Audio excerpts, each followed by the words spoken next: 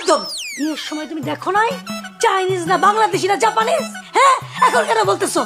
আরে AC AC কেন করতেছো? তুমি তো জানো আমার বাবা গরিব ফকির। আমার বাবা কোত্থেকে এসি কিনবে? তোমার যদি এত টাকা রাখার জায়গা নাই, তুমি সঙ্গে করে এসি কিনে নিয়ে আসতে পারলো না? এই তোর বাপে কি ভিক্ষা করে খায় যে আমার হাতে এসি কিনে লয়ে তোর বাপের বাড়ি থাম লাগবো? ফালতু ফালতু। খবরদার, তুই তো করে কথা বলবা না। না তোরা তুই তো করে কথা কই আমাকে? তুই বাংলাদেশের প্রেসিডেন্ট না? তুই তো আমার মুরব্বি, একটু সালাম করি তোরে। এরপর থেকে আমার বাপের বাড়ি আসার সময় আমার বাপের আগেই বলে দিবা, আব্বা আগে ঘরের মধ্যে এসি লাগাও, তারপরে তোমার বড় জামাইরে দাওয়াত দিও। আল্লাহ রস্তে মাপ চাই, এটাই আমার জীবনের শেষ তোর বাপের বাড়ি যাওয়া। আর জীবনে আমার পাও তোর বাপের বাড়ির দিকে আগে তোরা।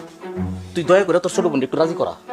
আমি যে পাত্র পছন্দ করছি বেতনের বাইরে 2 লাখ টাকা উকিল পায়, ওই পাত্রে বিয়ে করতে হবে। যদি খালি আমার পছন্দের পাত্র তোর বোনে বিয়ে না করছে, তাহলে তোর বাপের বাড়ি, হ্যাঁ, তোর বাপের বাড়ির নাম না আমার ডিকশনারি থেকে কেঞ্চি করে দিও।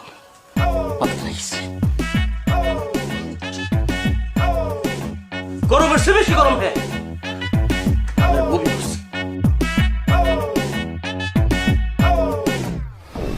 আচ্ছা, তোমার কি খুব মন খারাপ করতেছে? দেখো, তুমি তো জানো আমাদের ঘর তো দুইটাই, একটাই আব্বা আম্মা আর মুক্তা ঘুমাইছে, আরেকটাই বড় দুলাভাই ঘুমাইছে। আমি কি তোমারে একবারও বলছি আমার মন খারাপ করতেছে? তুমি শুধু শুধু চিন্তা করতেছ।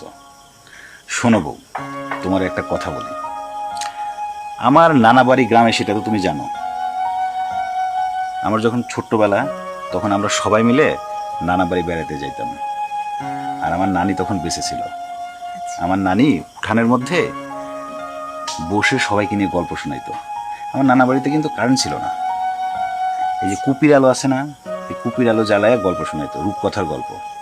আবার যেদিন যেদিন যে চাঁদের আলো থাকতো, সেদিন কুপিও থাকতো না। এই উঠানের মধ্যে বৈশা সব নাতি নাতনি মিলায় গল্প শুনতে শুনতে আমরা নানির সাথে ঘুমায় পড়তাম উঠানের মধ্যেই। আজকে অনেকদিন পরে না সেই কথাগুলো না মনে পড়ছে। মনে হচ্ছে যে তুমি আমার সেই নানি আর আমি তোমার নাতি, এই চাঁদের আলোর নিচে বৈশা বৈশা দুজন গল্প করতেছি। তুমি এত ভালো কেন বলো তো? আমি ভালো তোমারে কে বলছে? তুমি আমাকে একটু বেশি ভালোবাসো, তাই তুমি বলছো। আমি একটু বাড়িয়ে বলছি, আমি তোমার মতো ভালো মানুষ সত্যি আর একটাও দেখিনি। শোনো, এই পৃথিবীতে অনেক ভালো মানুষ আছে। ভালো মানুষ আছে দেখে এই দুনিয়াটা এখনো টিকে আছে। আচ্ছা, একটা কথা জিজ্ঞেস করি। কি বলো? এই যে আমার বাসার সবাই তোমার সাথে এত অপমান করে কথা বলে, তোমার কি কখনো কোনো উত্তর দিতে ইচ্ছা করে না ওদের? শোনো বউ, সব কথার জবাব দিলেই বড় হওয়া যায় না। বড় হতে গেলে চুপ থাকতে হয়, সময়ের জন্য অপেক্ষা করতে হয়। তোমাকে কেউ কিছু বললে আমার তো ইচ্ছা করে একদম মেরে তার নাক ফাটে।